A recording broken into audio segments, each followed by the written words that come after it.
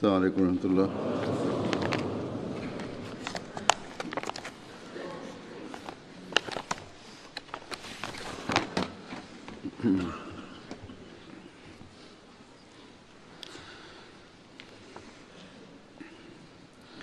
أشهد أن لا إله إلا الله وحده لا شريك له وأشهد أن محمدا عبده ورسوله أما بعد فأعوذ بالله من الشيطان الرجيم بسم الله الرحمن الرحيم الحمد لله رب العالمين الرحمن الرحيم مالك يوم الدين إياك نعبد وإياك نستعين اهدنا الصراط المستقيم صراط الذين أنعمت عليهم غير المغضوب عليهم ولا الضالين لن ينال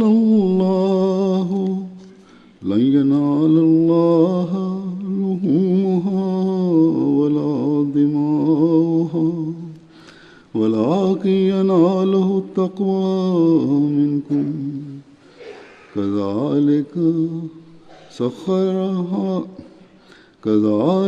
سخرها لكم لتكبروا الله على ما هداكم وبشر المحسنين۔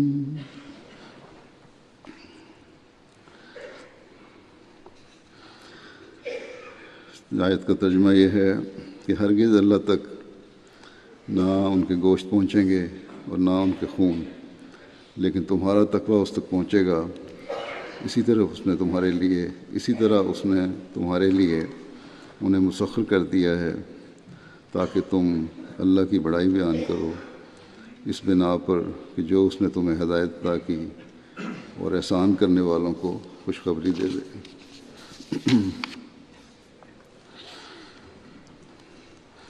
آج عید الاضحیٰ ہے، وہ عید جسے قربانی کی عید بھی کہتے ہیں۔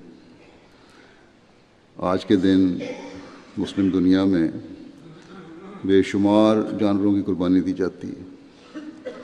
حج کے موقع پر اتنی بڑی تعداد میں جانور ذبح کیے جاتے ہیں کہ سعودی حکومت کو دوسری کمپنیوں کو ٹھیکے دینے پڑتے ہیں، اس کے باوجود انہیں سنبھالنا مشکل ہو جاتا ہے۔ گو کہ غریب ممالک میں بھی یہ لوگ پھر گوشت بھجواتے ہیں قربانی کا۔ بہرحال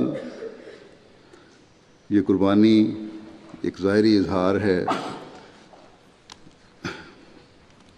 ایک ادنا چیز کی اعلیٰ چیز کے لیے، ایک ادنا چیز کا اعلیٰ چیز کے لیے قربانی کا، اور یہ احساس دلانے کے لیے کہ انسان ایک ادنا چیز کو اپنے لیے قربان کر سکتا ہے۔ بس جب انسان ایک جانور کو اپنے لیے قربان کر سکتا ہے تو پھر انسان کو بھی سوچنا چاہیے کہ وہ اعلیٰ چیز کے لیے، اعلیٰ مقصد کے لیے اپنے آپ کو قربان کرے، یہ اقرار کرے کہ میں بھی اعلیٰ چیز کے لیے اپنے آپ کو قربان کرنے کے لیے تیار ہوں۔ اور ایک مومن کے لیے اعلیٰ چیز جس کے لیے اسے ہر قربانی کے لیے تیار رہنا چاہیے وہ خدا تعالیٰ کی ذات ہے، اور خدا تعالیٰ کے احکامات پر عمل کے لیے ہر قربانی کے لیے پیش کرنا ہے، دین کو دنیا پر مقدم رکھنے کے عہد کو پورا کرنا ہے۔ جان مال اور وقت کو قربان کرنے کے لیے بخوشی راضی اور تیار ہونا ہے، اور یہی تقویٰ ہے، اور یہی وہ مقصد ہے جس کا احساس ہر سال تازہ کرنے کے لیے عید الاضحیٰ منائی جاتی ہے، کہ اپنے اس قربانی کے مقصد کو بھول نہ جانا۔ عید الاضحیٰ میں قربانی اور عید کی خوشیاں صرف اس لیے نہیں کہ ہم گوشت کھائیں گے اور اپنے خاندانوں کے ساتھ عید کی خوشیاں منائیں گے، بلکہ اس لیے ہے کہ ہم تقویٰ پر چلتے ہوئے اللہ تعالیٰ کی رضا اور اس کے احکامات پر عمل کرنے کے لیے ہر قربانی کے لیے تیار ہیں۔ اور یہی بات کھول کر اللہ تعالیٰ نے اس آیت میں بیان فرمائی ہے کہ قربانی کی حکمت یہ نہیں کہ اس کا گوشت یا خون اللہ تعالیٰ کو پہنچتا ہے، بلکہ اصل حکمت یہ ہے کہ یہ قربانی تمہیں تقویٰ میں ترقی کی طرف لے جائے۔ ہر قربانی کے لیے تیار رہتے ہوئے اور ہر قربانی میں تم ترقی کرو، اور جب تقویٰ میں ترقی ہوگی تو یہی چیز پھر اللہ تعالیٰ کو پسند ہے کہ اس کے بندے اپنے نفس کی قربانی کرتے ہوئے اللہ تعالیٰ کے بھی حق ادا کریں اور اس کی مخلوق کے بھی حق ادا کریں۔ آج کے دور میں پہلے سے بڑھ کر اس بات کے ادراک کی ضرورت ہے کہ ہم اپنے نفس کی قربانی دے کر یہ دونوں قسم کے حقوق ادا کریں۔ جب ہم دنیا کے حالات پر نظر دوڑاتے ہیں تو بدقسمتی سے مسلمانوں میں سب سے زیادہ یہ صورتحال نظر آتی ہے کہ وہ تقویٰ سے دور ہے، دوسرے سے قربانی لینے کا تو بڑھ چڑھ کر مطالبہ کرتے ہیں، لیکن اپنے گریبان میں نہیں جھانکتے، اپنی حالتوں کو نہیں دیکھتے، اپنی حالتوں پر غور نہیں کرتے۔ بعض تو ظلم و بربریت کی ایسی مثالیں قائم کر رہے ہیں جس سے رونگٹے کھڑے ہو جاتے ہیں۔ اب گزشتہ دنوں جس طرح یمن میں اسکول میں بچوں کا قتل ہوا، یا اسکول بس پر بم گرا کر درجنوں بچے مار دیے گئے، بے رحمی اور بے دردی سے مسلمان کا خون بہہ رہا ہے، یہ سب تقویٰ کی کمی ہے۔ حج پر جاتے ہیں، اللہ تعالیٰ کے حکموں پر عمل کرنے کا اعلان بھی کرتے ہیں، لبیک اللہم لبیک کا ورد بھی کرتے ہیں، اعلان بھی کرتے ہیں، جانوروں کی قربانی تو کرتے ہیں، وہ قربانی بھی کرتے ہیں، اور اسی طرح حج کے علاوہ بھی جیسا کہ میں نے کہا باقی دنیا میں رہنے والے بھی حسب توفیق قربانی کرتے ہیں، لیکن اللہ تعالیٰ کے اس اعلان پر غور نہیں کرتے کہ لن ینال اللہ لحومها ولا دماؤها ولکن ینالہ التقوی منکم، کہ یاد رکھو کہ ان قربانیوں کے گوشت اور خون ہرگز اللہ تعالیٰ تک نہیں پہنچتے، لیکن تمہارے دل کا تقوی اللہ تعالیٰ تک پہنچتا ہے۔ بس اگر یہ حج اور یہ قربانیاں اور یہ عید کی خوشیاں تقوی نہیں پیدا کر رہی ہیں تو اللہ تعالیٰ کے نزدیک ان کی 2 ٹکے کی بھی حیثیت نہیں، معمولی حیثیت بھی نہیں۔ جن بچوں کو گزشتہ دنوں میں ظالمانہ طور پر قتل کیا گیا ہے، اور مستقل جو جیسا کہ میں نے کہا کلمہ گو کو قتل کر رہا ہے، کیا وہ اللہ تعالیٰ کا قرب پا سکیں گے؟ اللہ تعالیٰ فرماتا ہے کہ نہیں۔ جو تقویٰ سے خالی دل ہے وہ اللہ تعالیٰ کا قرب بھی نہیں پا سکتا۔ اور جو ان قربانیوں کو کی روح کو سمجھتے ہوئے اللہ تعالیٰ کے حکم کو سامنے رکھتے ہوئے بندوں کے حقوق ادا کرتے رہیں گے، خدا تعالیٰ کے احکامات کی تعمیل کریں گے، اس کا حق ادا کریں گے، وہ بڑے بڑے انعامات کے حاصل کرنے والے ہوں گے۔ آج ہم احمدی خوش قسمت ہیں کہ حضرت مسیح موعود علیہ الصلوۃ والسلام کو مان کر ہم اس فساد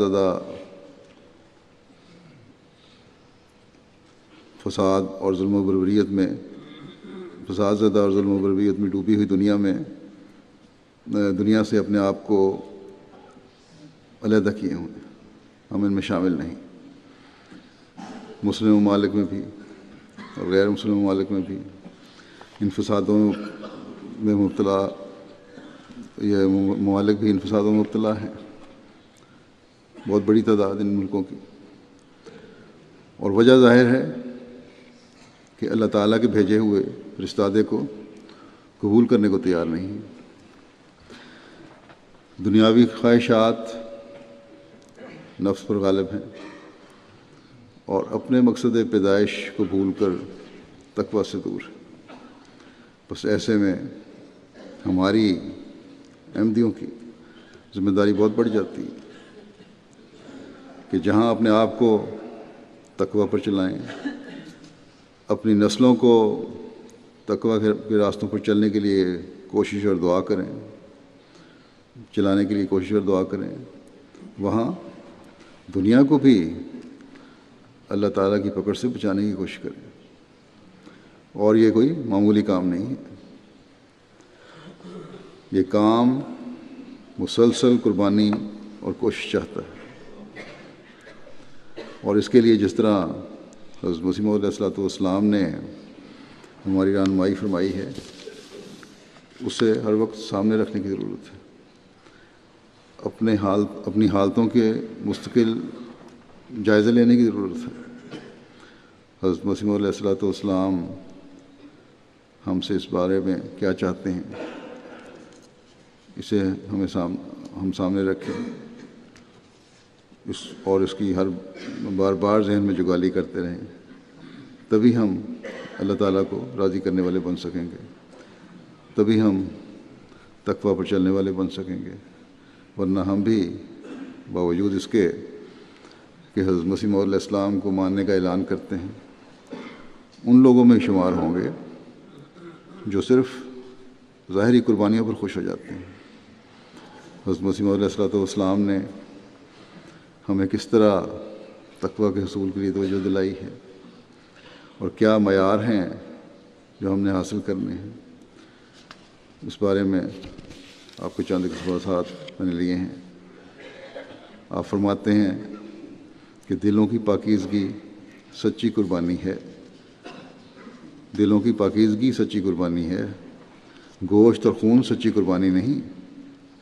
جس جگہ فرماتے ہیں کہ جس جگہ عام لوگ جانوروں کی قربانی کرتے ہیں، خاص لوگ دلوں کو ذبح کرتے ہیں، مگر خدا نے یہ قربانیاں بھی بند نہیں کی، یعنی ظاہری قربانیاں بند نہیں کی، تا معلوم ہو کہ ان قربانیوں کا بھی انسان سے تعلق ہے۔ پس حقیقی قربانی دلوں کا ذبح کرنا ہے، اپنے نفس کو مارنا ہے۔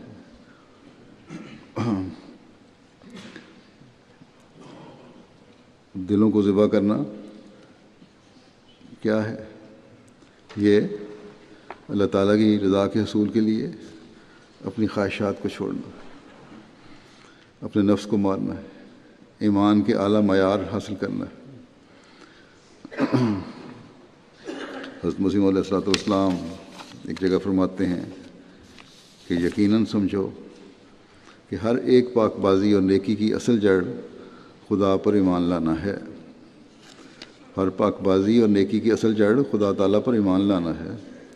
جس قدر انسان کا ایمان باللہ کمزور ہوتا ہے، اسی قدر اعمال صالحہ میں کمزوری اور سستی پائی جاتی ہے۔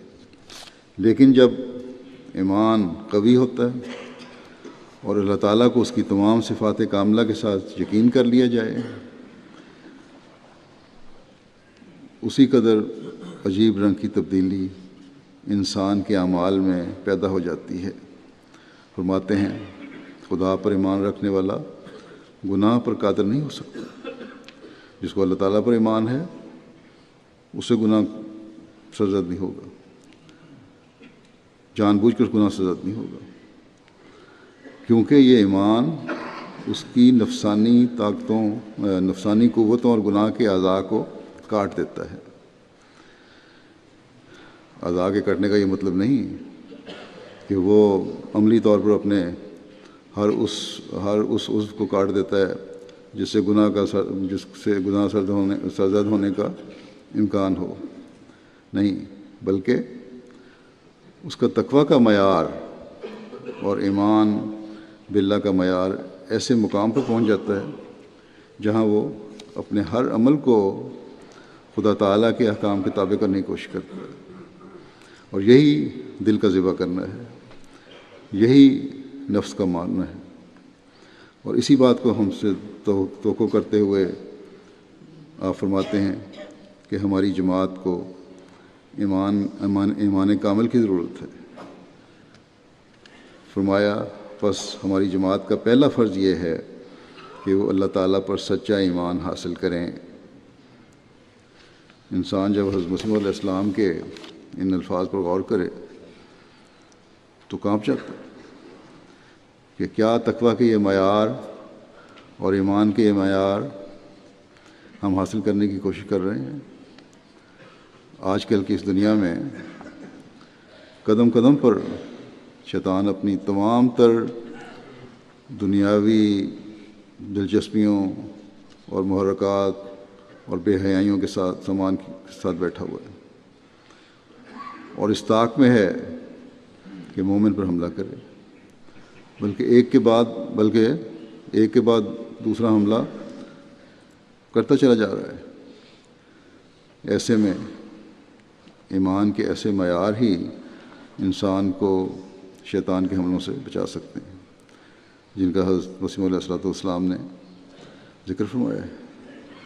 دنیا کی عارضی چیزوں کو قربان کر کے، دنیا کی وقتی اور عارضی خواہشات کو قربان کر کے ہی ہم اللہ تعالیٰ کے آگے جھکتے ہوئے، اس سے مدد مانگتے ہوئے اللہ تعالیٰ کی رضا کو حاصل کر سکتے ہیں۔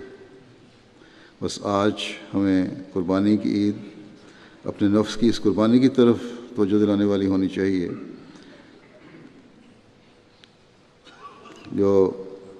جس کے بارے میں حضرت مسیح علیہ السلام نے فرمایا ہے۔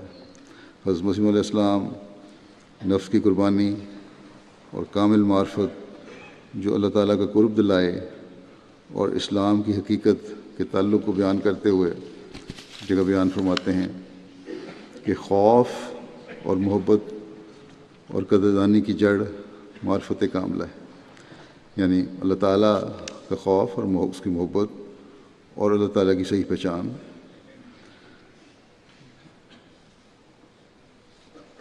یہی معرفت کاملہ ہے۔ بس جس کو معرفت کاملہ دی گئی اس کو خوف اور محبت بھی کامل دی گئی، یعنی جس کو اللہ تعالیٰ کی کامل معرفت مل جائے وہ اللہ تعالیٰ کے خوف اور محبت کے اعلیٰ معیار حاصل کر لیتا ہے، یا یہ کہہ سکتے ہیں کہ تقویٰ کے معیار اس کے بلند ہو جاتے ہیں۔ فرمایا اور جس کو خوف اور محبت کامل دی گئی اس کو ہر ایک گناہ سے جو بے باکی سے پیدا ہوتا ہے نجات دی گئی۔ بعض گناہ سرزد ہو جاتے ہیں انسان سے اپنی معمولی غلطیوں کی وجہ سے، لا علمی کی وجہ سے، یا بعض حالات کی وجہ سے، لیکن جب انسان ایسے گناہ جو انسان بے باک ہو کر کرتا چلا جائے اور جن کی پرواہ نہ کرے، وہ آپ فرماتے ہیں کہ جس کو کامل محبت مل گئی وہ ہر ایک گناہ جو بے باکی سے پیدا ہوتا ہے، جان بوجھ کے جو انسان گناہ کرتا ہے، اس سے اس کو نجات مل جاتی ہے۔ فرمایا پس ہم اس نجات کے لیے نہ کسی خون کے محتاج ہیں اور نہ کسی سلیب کے حاجت مند اور نہ کسی کفارے کی ہمیں ضرورت ہے، بلکہ ہم صرف ایک قربانی کے محتاج ہیں جو اپنے نفس کی قربانی ہے، جس کی ضرورت کو ہماری فطرت محسوس کر رہی ہے ایسی قربانی کا دوسرے لفظوں میں نام اسلام ہے۔ بس اسلام نام ہے نفس کی قربانی کا، گناہوں سے بچنے کا، تقویٰ میں ترقی کرنے کا۔ فرمایا اسلام کے معنی ہیں ذبح ہونے کے لیے گردن آگے رکھ دینا، یعنی کامل رضا کے ساتھ اپنی روح کو خدا کے آستانے پر رکھ دینا۔ فرمایا کہ یہ پیارا نام تمام شریعت کی روح ہے اور روح اور تمام احکام کی جان ہے۔ ذبح ہونے کے لیے اپنی دلی خوشی اور رضا سے گردن آگے رکھ دینا کامل محبت اور کامل عشق کو چاہتا ہے، اور کامل محبت کامل معرفت کو چاہتی ہے۔ پس اسلام کا لفظ اسی بات کی طرف اشارہ کرتا ہے کہ حقیقی قربانی کے لیے کامل معرفت اور کامل محبت کی ضرورت ہے، نہ کسی اور چیز کی ضرورت۔ اسی کی طرف خدا تعالیٰ قرآن شریف میں اشارہ فرماتا ہے لن ینال اللہ لحومها ولا دماؤها ولکن ینالہ التقوی منکم، یعنی تمہاری قربانیوں کے نہ تو گوشت میرے تک پہنچ سکتے ہیں اور نہ خون، بلکہ صرف یہ قربانی میرے تک پہنچتی ہے کہ تم مجھ سے ڈرو اور میرے لیے تقوی اختیار کرو۔ اس کی مزید وضاحت کہ اسلام کی روح کو کس طرح سمجھنا ہے اور تقوی کا معیار کیا ہونا چاہیے، آپ فرماتے ہیں کہ خدا تعالیٰ نے شریعت اسلام میں بہت سے ضروری احکام کے لیے نمونے قائم کیے ہیں۔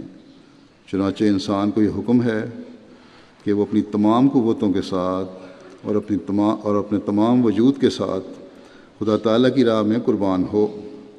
پس ظاہری قربانیاں اسی حالت کے لیے نمونہ ٹھہرائی گئی ہیں، لیکن اصل غرض یہی قربانی ہے جیسا کہ اللہ تعالیٰ فرماتا ہے لن ینال اللہ لحومها ولا دماؤها ولکن ینالہ التقوی منکم، یعنی خدا کو تمہاری قربانیوں کا گوشت نہیں پہنچتا اور نہ خون پہنچتا ہے، مگر تمہارے تقوی اس کو پہنچتی ہے۔ یعنی اس سے اتنا ڈرو، اس سے اتنا ڈرو اللہ تعالیٰ سے کہ گویا اس کی راہ میں مر ہی جاؤ۔ اور جیسے تم اپنے ہاتھ سے قربانیاں ذبح کرتے ہو، اسی طرح تم بھی خدا کی راہ میں ذبح ہو جاؤ۔ جب کوئی تقوی اس درجے سے کم ہے تو وہ ابھی ناقص ہے۔ بس یہ وہ معیار ہیں جو آپ ہم سے توقع رکھتے ہیں، اور یہ معیار حاصل اسی وقت ہو سکتے ہیں جب حقوق اللہ کی بھی پوری ادائیگی ہو، حقوق العباد کی ادائیگی ہو، تمام احکامات اپنی تمام تر صلاحیتوں اور طاقتوں کے ساتھ ادا کرنے والے ہوں، اور پھر ان پر عمل کرنے والے ہوں۔ بس یہی وہ چیزیں ہیں جو تقویٰ کے اعلیٰ معیار حاصل کرنے والی بناتی ہیں اور مومن کو کامل الایمان بناتی ہیں، اور جس کے نتیجے میں پھر خدا تعالیٰ ملتا ہے۔ عبادات کی ظاہری شکل کا روح اور روحانیت کے ساتھ کیسا تعلق ہونا چاہیے اور اس کا کیا اثر پڑنا چاہیے ہماری حالتوں پر، اس کو بیان فرماتے ہوئے آپ فرماتے ہیں کہ ظاہری نماز اور روزہ اگر اس کے ساتھ اخلاص اور صدق نہ ہو کوئی خوبی اپنے اندر نہیں رکھتا۔ جوگی اور سنیاسی بھی اپنی جگہ بڑی ریاستیں کرتے ہیں، بڑے ریاستیں کرتے ہیں، اور اکثر دیکھا جاتا ہے کہ ان میں سے بعض اپنے ہاتھ تک سکھا دیتے ہیں۔ کسی نے ہاتھ کھڑا کیا تو کئی دن کھڑا رکھا، یہاں تک کہ اس کی بلڈ سرکولیشن ختم ہو گئی، ہاتھ سوکھ گئے۔ اس حد تک وہ ریاضت کرتے ہیں اور بڑی بڑی مشقتیں اٹھاتے ہیں اور اپنے آپ کو مشکلات اور مصائب میں ڈالتے ہیں، لیکن یہ تکالیف ان کو کوئی نور نہیں بخشتی اور نہ کوئی سکینت اور اطمینان ان کو ملتا ہے۔ ایک ظاہری چیز ہے جو انہوں نے کر لی، بلکہ اندرونی حالت ان کی خراب ہوتی ہے۔ وہ بدنی ریاضت کرتے ہیں جس کو اندر سے کم تعلق ہوتا ہے۔ ظاہری طور پر بدن کی ریاضت تو ہو گئی، مشقت میں ڈال لیا اپنے آپ کو، اپنے ہاتھ بھی سکھا لیے، اپنے بازو بھی سکھا لیے، اپنے آپ کو تکلیف میں مبتلا کر لیا، لیکن اس کا اندر سے تعلق کوئی نہیں ہوتا، روح سے اس کا تعلق کوئی نہیں، روحانیت سے اس کا کوئی تعلق نہیں۔ فرمایا اور کوئی اثر ان کی روحانیت پر نہیں پڑتا اس چیز کا۔ اسی لیے قرآن شریف میں اللہ تعالیٰ نے یہ فرمایا ہے کہ لن ینال اللہ لحومھا ولا دماؤھا ولکن ینالہ التقوی، یعنی اللہ تعالیٰ کو تمہاری قربانیوں کا گوشت اور خون نہیں پہنچتا بلکہ تقوی پہنچتا ہے۔ حقیقت میں فرمایا کہ حقیقت میں خدا تعالیٰ پوست کو پسند نہیں کرتا بلکہ وہ مغز چاہتا ہے۔ اب پھر آپ فرماتے ہیں کہ اب سوال یہ ہوتا ہے کہ اگر گوشت اور خون نہیں پہنچتا بلکہ تقوی پہنچتا ہے تو پھر قربانی کرنے کی کیا ضرورت ہے؟ اور اسی طرح نماز روزہ اگر روح کا ہے تو پھر ظاہر کی جو حرکات ہم کرتے ہیں نماز میں، مختلف پوسچر ہوتے ہیں، ان کی کیا ضرورت ہے؟ فرمایا کہ اس کا جواب یہی ہے کہ یہ بالکل پکی بات ہے کہ جو لوگ جسم سے خدمت لینا چھوڑ دیتے ہیں ان کی روح نہیں مانتی، ان کو روح نہیں مانتی، اور اس میں وہ نیاز مندی اور عبودیت پیدا نہیں ہو سکتی جو اصل مقصد ہے۔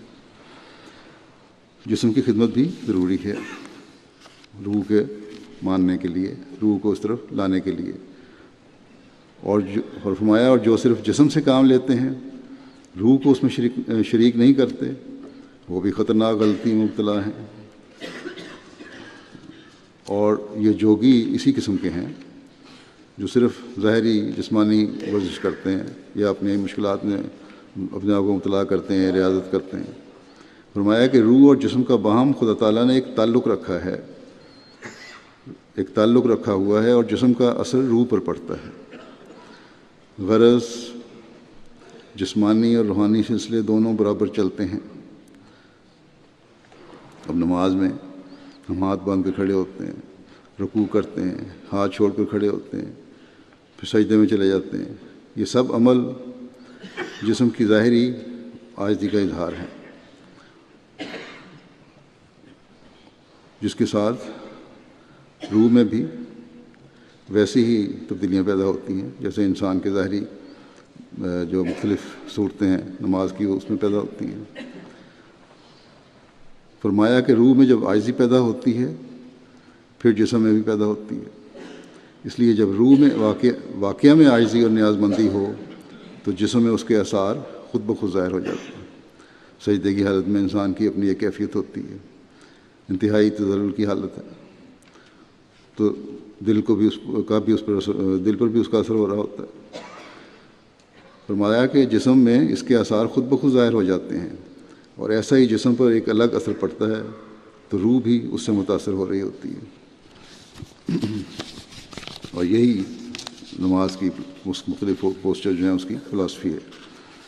پھر تقویٰ کی اہمیت بیان فرماتے ہوئے آپ فرماتے ہیں کہ ہمیں جس بات پر معمور کیا ہے وہ یہی ہے کہ تقویٰ کا میدان خالی ہے۔ جس مقصد کے لیے میں آیا ہوں وہ مقصد یہی ہے کہ تقویٰ کا میدان خالی ہو رہا ہے، تقویٰ دور ہو رہا ہے دنیا سے۔ فرمایا کہ تقویٰ کا میدان خالی پڑا ہے۔ تقویٰ ہونا چاہیے نہ یہ کہ تلوار اٹھاؤ، یہ حرام ہے۔ اگر تم تقویٰ کرنے والے ہوگے تو ساری دنیا تمہارے ساتھ ہوگی، پس تقویٰ پیدا کرو۔ جو لوگ شراب پیتے ہیں، جن کے مذہب کے شاعر میں شراب جزو اعظم ہے، ان کو تقویٰ سے کوئی تعلق نہیں ہو سکتا۔ وہ لوگ نیکی سے جنگ کر رہے ہیں۔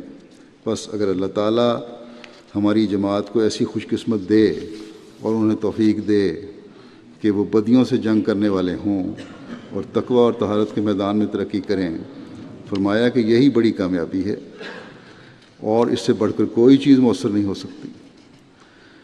فرماتے ہیں اس وقت کل دنیا کے مذاہب کو دیکھ لو کہ اصل غرض تقویٰ مفقود ہے، اور دنیا کی وجاہتوں کو خدا بنایا گیا ہے۔ حقیقی خدا چھپ گیا ہے اور سچے خدا کی حد تک کی جاتی ہے، مگر اب خدا چاہتا ہے کہ وہ آپ ہی مانا جاوے اور دنیا کو اس کی معرفت ہو۔ جو لوگ دنیا کو خدا سمجھتے ہیں وہ متوکل نہیں ہو سکتے۔ بس حضرت مسیح علیہ السلام کی بیعت ہم پر ایک بہت بڑی ذمہ داری ڈالتی ہے کہ اپنے آپ میں حقیقی تقویٰ پیدا کریں، اور یہ بغیر قربانی کے نہیں ہو سکتا۔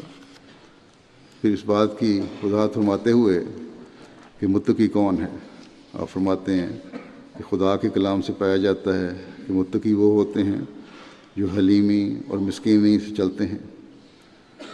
وہ مغرورانہ گفتگو نہیں کرتے، ان کی گفتگو ایسی ہوتی ہے جیسے چھوٹا بڑے سے گفتگو کرے، بڑی عاجزی ہوتی ہے ان میں۔ فرمایا کہ ہم کو ہر حال میں وہ کرنا چاہیے جس سے ہماری فلاح ہو۔ اللہ تعالیٰ کسی کا اجارہ دار نہیں، وہ خاص تقوی کو چاہتا ہے۔ جو تقوی کرے گا وہ مقام اعلیٰ کو پہنچے گا۔ فرمایا کہ حضرت صلی اللہ علیہ وسلم یا حضرت ابراہیم علیہ السلام میں سے کسی نے وراثت سے تو عزت نہیں پائی، گو ہمارا ایمان ہے کہ حضرت صلی اللہ علیہ وسلم کے والد ماجد عبداللہ مشرک نہ تھے، لیکن اس نے نبوت تو نہیں دی، کسی کو وراثت کی وجہ سے یہ مقام نہیں ملا۔ اور خاص طور پر نے فرمایا کہ آپ کے والد ماجد باوجود اس کے مشرک نہیں تھے، لیکن اس کی وجہ سے آپ کو نبوت نہیں ملی، یہ تو فضل الہی تھا ان صدقوں کے باعث جو ان کی فطرت میں تھے۔ وہ سچائی جو آپ صلی اللہ علیہ وسلم کی فطرت میں تھی، اس کی وجہ سے اللہ تعالیٰ کا فضل ہوا۔ یہی فضل کے محرک تھے حضرت ابراہیم علیہ السلام جو ابو الانبیاء تھے۔ انہوں نے اپنے صدق و تقوی سے ہی بیٹے کو قربان کرنے میں دریغ نہ کیا، خود آگ میں ڈالے گئے۔ ہمارے سید فرماتے ہیں کہ ہمارے سید و مولا حضرت محمد رسول اللہ صلی اللہ علیہ وسلم کا ہی صدق و صفا دیکھیے کہ آپ نے ہر ایک قسم کی بد تحریک کا مقابلہ کیا، طرح طرح کے مصائب اور تکالیف اٹھائے، لیکن پرواہ نہ کی۔ یہی صدق و وفا تھا جس کے باعث اللہ تعالیٰ نے فضل کیا۔ اس لیے تو اللہ تعالیٰ نے فرمایا ان اللہ و ملائکتہ یصلون علی النبی یا ایھا الذین آمنوا صلوا علیہ وسلموا تسلیما، کہ اللہ تعالیٰ اور اس کے تمام فرشتے رسول صلی اللہ علیہ وسلم پر درود بھیجتے ہیں۔ اے ایمان والو، تم درود و سلام بھیجو نبی پر۔ فرماتے ہیں کہ اس آیت سے ظاہر ہوتا ہے کہ رسول اکرم صلی اللہ علیہ وسلم کے اعمال ایسے تھے کہ اللہ تعالیٰ نے ان کی تعریف یا اوصاف کی تحدید کرنے کے لیے کوئی لفظ خاص نہ فرمایا۔ لفظ تو مل سکتے تھے لیکن خود استعمال نہ کیے، یعنی آپ کے اعمال صالحہ کی تعریف تحدید سے بیرون تھی۔ اس قسم کی آیت کسی اور نبی کی شان میں استعمال نہیں کی، یعنی کہ اس کو یعنی اعمال صالحہ کی تعریف تحدید سے بیرون تھی، یعنی ایسے اعلیٰ اور کامل اعمال تھے جس کو کوئی حد مقرر نہیں کی جا سکتی، یا جس کا ایک عام انسان احاطہ نہیں کر سکتا۔ فرمایا اس قسم کی آیت کسی اور نبی کی شان میں استعمال نہیں کی۔ فرمایا کہ آپ صلی اللہ علیہ وسلم کی روح میں وہ صدق و وفا تھا، اور آپ کے اعمال خدا کی نگاہ میں اس قدر پسندیدہ تھے کہ اللہ تعالیٰ نے ہمیشہ کے لیے حکم دیا کہ آئندہ لوگ شکر گزاری کے طور پر درود بھیجیں۔ آپ کی ہمت و صدق و وفا تھا کہ اگر ہم اوپر یا نیچے نگاہ کریں تو اس کی نظیر نہیں ملتی۔ فرمایا کہ خود حضرت مسیح کے وقت کو دیکھ لیا جاوے کہ ان کی ہمت یا روحانی صدق و وفا کہاں تک اثر ان کے پیراؤں پر ہوا۔ ہر ایک سمجھ سکتا ہے کہ ایک بد روش کو درست کرنا کس قدر مشکل ہے، عادات راسخہ کا گنوانا کیسا محالات سے، یعنی جو پکی عادتیں ہو جائیں ان کو ختم کروانا کتنا مشکل کام ہے۔ لیکن ہمارے نبی، ہمارے مقدس نبی صلی اللہ علیہ وسلم نے تو ہزاروں انسانوں کو درست کیا جو حیوانوں سے بدتر تھے۔ بعض ماؤں اور بہنوں میں حیوانوں کی طرح فرق نہ کرتے تھے، یتیموں کا مال کھاتے تھے، مردوں کا مال کھاتے تھے، بعض ستارہ پرست، بعض دہریہ، بعض عناصر پرست تھے۔ جزیرہ عرب کیا تھا؟ ایک مجموعہ مذہب اپنے اندر رکھتا تھا، لیکن آپ کو اللہ تعالیٰ نے جب بھیجا تو ان سب کی اصلاح کر دی۔ بس آپ ہی نے ہمارے سامنے اسوہ حسنہ بھی قائم فرما دیا، اور یہی وہ نمونہ ہے جو ایک مومن کو ایمان میں کامل ہونے کے لیے اختیار کرنے کی ضرورت ہے۔ آپ فرماتے ہیں کہ پھر ہمیں اپنی زندگی عاجزی اور انکساری سے بسر کرنے اور اپنے نفس کو پاک کرنے، اس بارے میں فرماتے ہوئے کہ ہمیں اپنی زندگی عاجزی اور انکساری سے بسر کرنے اور اپنے نفس کو پاک کرنے اور اپنے اعمال خالصتاً اللہ تعالیٰ کے حکم مطابق کرنے اور حقیقی تقویٰ پیدا کرنے کی کس قدر ضرورت ہے۔ فرمایا کہ اہل تقوی کے لیے شرط ہے کہ وہ اپنی زندگی غربت اور مسکینی میں بسر کریں۔ یہ تقوی کی ایک اہم شاخ ہے۔ تقوی کیا ہے؟ غربت یہ نہیں کہ آدمی مالی لحاظ سے غریب ہو، بلکہ غربت یہ ہے کہ امیر ہو کر بھی غربت اور مسکینی کی حالت ہو، اور غریبوں کا خیال رکھنے والے ہوں، اور عاجزی اور انکساری پیدا ہو۔ فرمایا کہ یہ تقوی کی ایک شاخ ہے جس کے ذریعے سے ہمیں ناجائز غضب کا مقابلہ کرنا ہے۔ بڑے بڑے عارف اور صدیقوں کے لیے آخری اور کڑی منزل غضب سے بچنا ہی ہے۔ عجب و پندار غضب سے پیدا ہوتا ہے، اور ایسا ہی کبھی خود غضب عجب و پندار کا نتیجہ ہو جاتا ہے، یعنی غصہ جو ہے اس کی وجہ سے تکبر اور غرور پیدا ہو جاتا ہے، کیونکہ غضب اس وقت ہوگا جب انسان اپنے نفس کو دوسرے پر ترجیح دیتا ہے۔ فرماتے ہیں کہ میں نہیں چاہتا کہ میری جماعت والے آپس میں ایک دوسرے کو چھوٹا یا بڑا سمجھیں، یا ایک دوسرے پر غرور کریں، یا نظر استخفاف سے دیکھیں، کسی کو حقیر اور کمتر سمجھیں۔ فرمایا کہ خدا جانتا ہے کہ بڑا کون ہے یا چھوٹا کون ہے۔ یہ ایک قسم کی تحقیر ہے جس کے اندر حقارت ہے۔ ڈر ہے کہ یہ حقارت بیج کی طرح بڑھے اور اس کی ہلاکت کا باعث ہو جاوے۔ اگر یہ حقارت کسی کے اندر ہے تو پھر بیج کی طرح، جس طرح پودا بڑھتا ہے، بیج سے پودا نکلتا ہے اور بڑا ہوتا جاتا ہے، اس طرح یہ انسان کے اندر دل میں پنپتا رہتا ہے اور اس کی ہلاکت کا باعث ہو جاتا ہے، یعنی تقوی سے دور ہو جاتا ہے اور اللہ تعالیٰ سے دور ہو جاتا ہے اس سے، اور یہی ایک مومن کی ہلاکت ہے۔ فرمایا کہ بعض آدمی بڑوں کو مل کر بڑے ادب سے پیش آتے ہیں، لیکن بڑا وہ ہے جو مسکین کی بات کو مسکینی سے سنے، اس کی دلجوئی کرے، اس کی بات کی عزت کرے، کوئی چڑ کی بات منہ پر نہ لاوے کہ جس سے دکھ پہنچے۔ خدا تعالیٰ فرماتا ہے کہ وَلَا تَنَابَزُوا بِالْأَلْقَابِ بِالْأَلْقَابِ بِئْسَ الْاسْمُ الْفُسُوقُ بَعْدَ الْإِيمَانِ وَمَنْ لَمْ يَتُبْ فَأُولَٰئِكَ هُمُ الظَّالِمُونَ۔ یعنی ایک دوسرے کو برے ناموں سے یاد نہ کیا کریں۔ ایمان کے بعد فسوق کا داغ لگنا بہت بری بات ہے، اور جو توبہ نہیں کرے گا، جو توبہ نہ کرے وہ ظالموں سے ہے۔ فرمایا کہ تم ایک دوسرے کا چڑ کے نام نہ لو، یہ فعل فساق اور فجار کا ہے۔ جو شخص کسی کو چڑھاتا ہے وہ نہ مرے گا جب تک خود اسی طرح مبتلا نہ ہوگا۔ اپنے بھائیوں کو حقیر نہ سمجھو، جب ایک ہی چشمہ سے کل پانی پیتے ہو تو کون جانتا ہے کہ کس کی قسمت میں زیادہ پانی پینا ہے۔ مکرم و معظم کوئی دنیاوی اصول سے نہیں ہو سکتا۔ خدا تعالیٰ کے نزدیک بڑا وہی ہے جو متقی ہے۔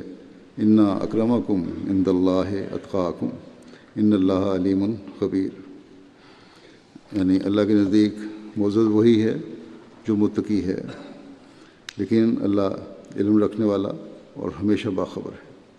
بس اللہ تعالیٰ کو دھوکہ نہیں دیا جا سکتا، وہ دلوں کے تقوی کو بھی جانتا ہے اور قربانیوں کی نیت کو بھی جانتا ہے۔ اگر عمل صالح نہیں، حقوق کی ادائیگی نہیں، تکبر اور فسق دلوں میں ہے، تو یہ پھر ایسے لوگوں کی پھر قربانی قبول نہیں ہوتی۔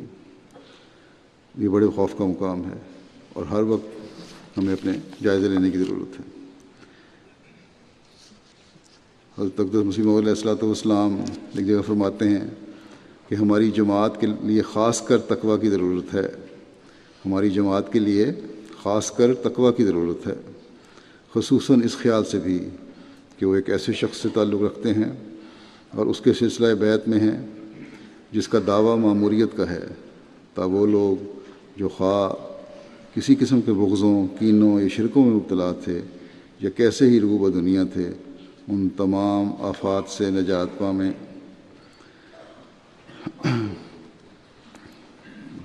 بس ہر برائی سے تقوی میں مبتلا ہو جائیں گے تو پھر تمام برائیوں سے اللہ تعالیٰ بھی نجات عطا کر دے گا، اگر حقیقی طور پر تقوی پیدا ہوا۔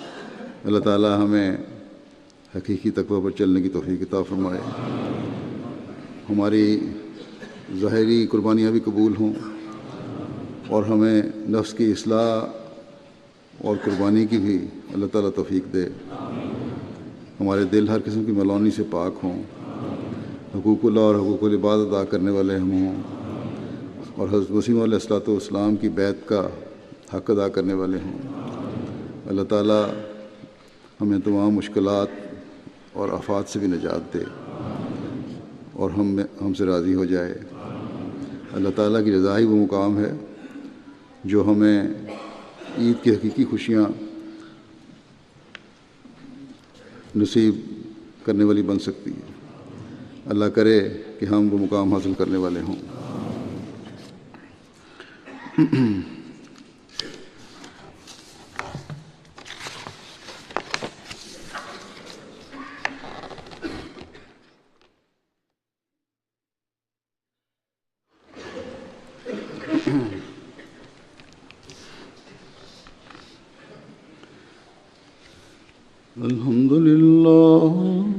الحمد لله نحمده ونستعينه ونستغفره ونؤمن به ونتوكل عليه ونعوذ بالله من شرور أنفسنا ومن سيئات أعمالنا.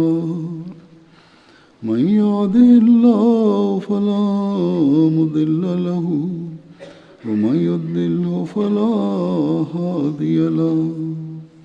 ونشهد أن لا إله إلا الله ونشهد أن محمدا عبده ورسوله. عباد الله رحمكم الله، إن الله يأمر بالعدل والإحسان وإيتاء ذي القربى وينهى عن الفحشاء والمنكر والبغي يعظكم لعلكم تذكرون. اذكروا الله يذكركم وادعوه يستجب لكم ولذكر الله أكبر. اب ہم دعا کریں گے. دعا میں تمام دنیا کے مظلوم احمدیوں کو خاص طور پر یاد رکھیں جو اپنے دین کی حفاظت کے لیے قربانیاں دے رہے ہیں، اپنے دین کو بچانے کے لیے قربانیاں دے رہے ہیں. سب سے زیادہ پاکستان کے احمدیوں پر آئین اور قانون کی آڑ میں ظلم کیے جا رہے ہیں. اسی طرح الجزائر میں بھی احمدیوں پر بڑی سختیاں کی جا رہی ہیں. اللہ تعالیٰ ان ظلموں کو اپنے خاص فضل سے دور فرمائے. اسیران کی رہائی کے لیے بھی دعا کریں. اللہ تعالیٰ ان کی جلد رہائی کے سامان پیدا فرمائے. اللہ تعالیٰ ان کی قربانیوں کو قبول فرماتے ہوئے مزید سختیوں سے انہیں بچائے. جن جن ملکوں میں احمدیوں کو آزادی سے رہنے میں رکاوٹیں ہیں، اللہ تعالیٰ ان رکاوٹوں کو بھی دور فرمائے. پرانے احمدیوں اور نئے آنے والوں کو ثبات قدم عطا فرمائے اور ان کے ایمان و ایقان کو بڑھاتا چلا جائے. مالی قربانی کرنے والوں کی قربانیوں کو بھی قبول فرمائے. مبلغین، معلمین جو تمام دنیا میں پھیلے ہوئے ہیں اور اللہ تعالیٰ کے دین کی اشاعت کے لیے قربانیاں کر رہے ہیں، اللہ تعالیٰ ان کے کام میں برکت ڈالے اور اسے قبول فرمائے. تمام واقفین زندگی اور کارکنان کے لیے بھی دعا کریں کہ تقوی پر چلتے ہوئے انہیں اللہ تعالیٰ کام کرنے کی توفیق دے اور ان کی خدمت کو قبول فرمائے. اللہ تعالیٰ ہمیشہ اپنے رحم کی نظر ہم پر ڈالتا رہے. دعا کر لیں.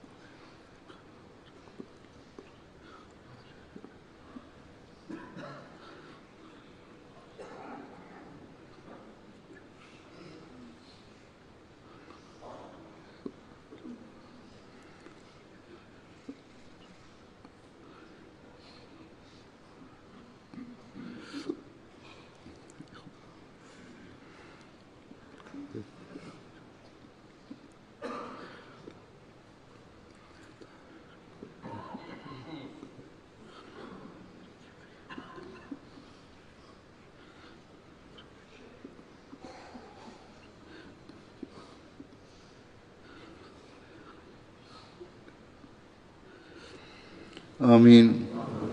सबको ईद मुबारक और अल्लाह ताला सबके लिए ईद की हकीकी खुशियाँ पैदा फरमाए। तमाम दुनिया के में फैले हुए सब अहमदियों को ईद मुबारक। अस्सलाम वालेकुम रहमतुल्लाह।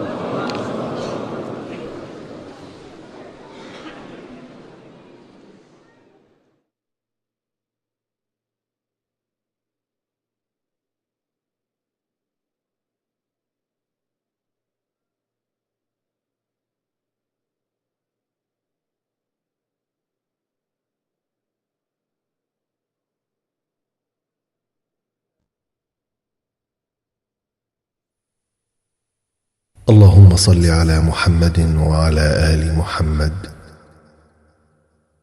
كما صليت على إبراهيم وعلى آل إبراهيم إنك حميد مجيد.